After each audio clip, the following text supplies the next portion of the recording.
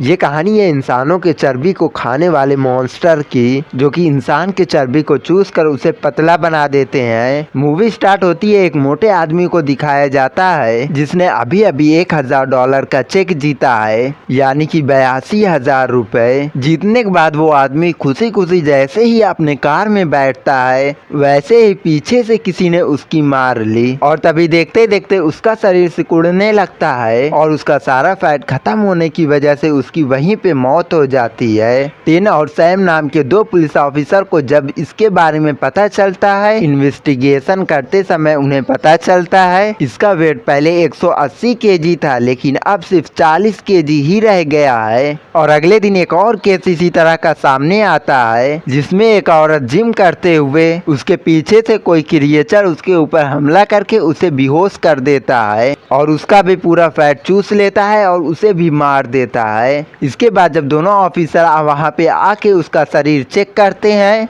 तब उसके शरीर पे एक निशान मिलता है और इसी के द्वारा उसका सारा फैट चूसा गया था। और जब वो लोग उसके ट्रेनर से बात करने जाते हैं, तब ट्रेनर के शरीर पर भी वैसा ही निशान मिलता है, ठीक वैसा ही जैसा उस मरी हुई औरत के शरीर पे वैसा ही निशान था। लेकिन हैरानी की बात ये थी कि ये निशान होते हुए भी वो जिंदा थी। अब इसके बारे में पूछताछ करते हैं, तब उन्हें पता चलता है एक रहस्यमयी स्पा के बारे में, जो कि दावा करती है कि बिना किसी डाइटिंग के लोगों के वेट कम कर सकते हैं। ट्रेनर के शरीर पे वो निशान उसी स्पा में जाने के बाद आया था। ट्रेनर से जानकारी लेने के बाद वे दोनों तुरंत ही उस स्पा में जाने के लिए तैयार हो जाते हैं। स्पा के अंदर उनके ऊपर किसी को शक ना हो, इसलिए वो लोग खुद को पर्सनल ट्रेनर बनाते हैं, जो कि अपने लिए नौकरी की तलाश में आए हैं। जब वे दोनों स्पा में जाते हैं तो लैरी और मरीजा जो उस स्पा के मालिक थे, तब वे दोनों उसका इंटरव्यू लेते हैं, लेकिन उनके पास सिर्फ एक ही ट्रेनर की जगह खाली थी। इसलिए सैम को ट्रेनर की पोजीशन दी जाती है और टिन को खाना बनाने के काम पे रखा जाता है। इसके बाद किचन में काम करने के दौरान टिन को जब भूख लगती है तो वो सामने रखी चीज को खाने लगता है, जो कि बहुत ही टेस्टी रहती है, और उसे अपने पॉकेट में रख लेता है। उसके खाने के कुछ ही देर बाद उसे चक्कर आने लगता है और वो वहीं पे बेहोश हो जाता है। यहाँ दूसरी तरफ सैम जब लोगों को योगा सिखा रहा था, तब वो देखता है कि यहाँ पे सभी लोगों के शरीर पे वही निशान है। इसी दौरान मरिंजा अपनी एक क्लाइंट के शरीर पर, और वो उससे बताती है कि ये थेरेपी चाइना की पारंपरिक थेरेपी है, जो कि शरीर से फेट लॉस करने में मदद करती है। पर इस थेरेपी से इंसान के शरीर पे लाल निशान रह जाते हैं। और अगले सीन में हम देखते हैं कि वो लड़की एक मॉन्स्टर होती है,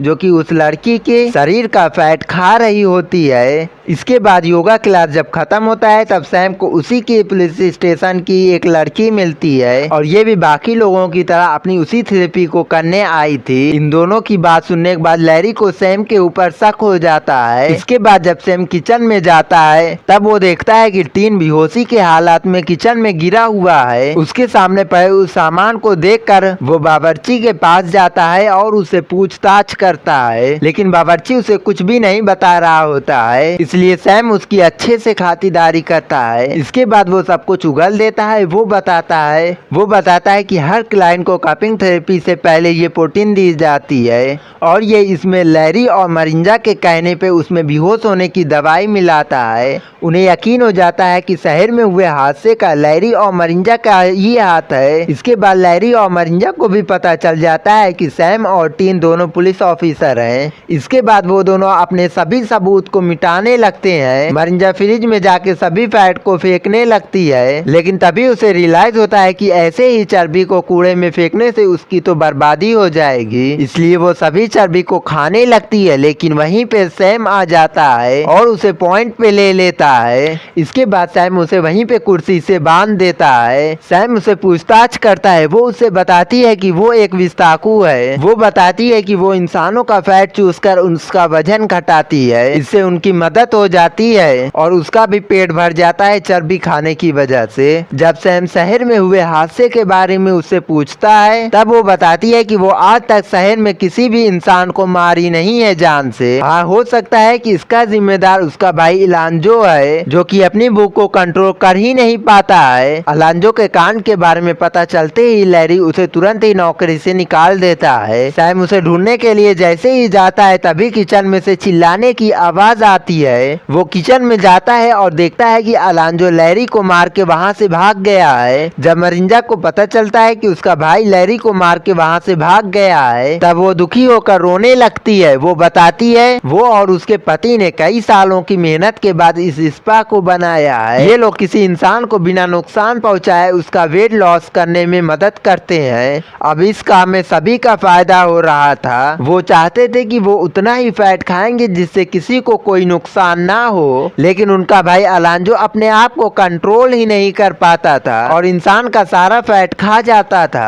अब ये देखकर अलांजो को किचन के काम में लगा दिया और उसे सिर्फ डिब्बे में ही फैट को खाने दिया, लेकिन वो ये नहीं जानते थे कि उसका भाई बाहर मोटे आदमियों का फैट खा के उन्हें मार देता था। अब अलांजो किसी और को ना मारे इसलिए मरिंजा उन लोगों को उसके सीक्रेट अड्डे का पता बता देती है। इसके बाद दोनों ऑफिसर टॉर्च और हथियार के साथ उसके सीक्रेट अड्डे पे पहुंच जाते हैं, लेकिन तभी सैम के पीछे से अलांजो उसके ऊपर अटैक कर देता है। अब सैम अपने आप को बचाने के लिए अलांजो के ऊपर हमला करता है, लेकिन अलांजो सैम को फिर से जमीन में गिरा देता है। अब जैसे ही अलांजो अपनी जीप से सैम को मारने ही वाला होता है तभी वहाँ पे टीना आके उसके जीप को काट देता है। जीप के कट जाने के बाद उसकी वहीं पे मौत हो जाती है और सैम बच जाता है। अब मलिंजा भी एक मॉन्स्टर थी, लेकिन अभी तक उसने किसी को जान से नहीं मारा था और इसीलिए वो लोग उसे छोड़ देते हैं। और इसी के साथ ये मूवी यहीं पे एंड हो जाती है। और अगर मूवी पसंद आए तो वीडियो को लाइक कर देना और चैनल को सब्सक्राइब कर ले, क्योंकि मैं इसी तरह की मूवी एक्सप्लेनेशन वीडियो लेकर आता रहता हूँ।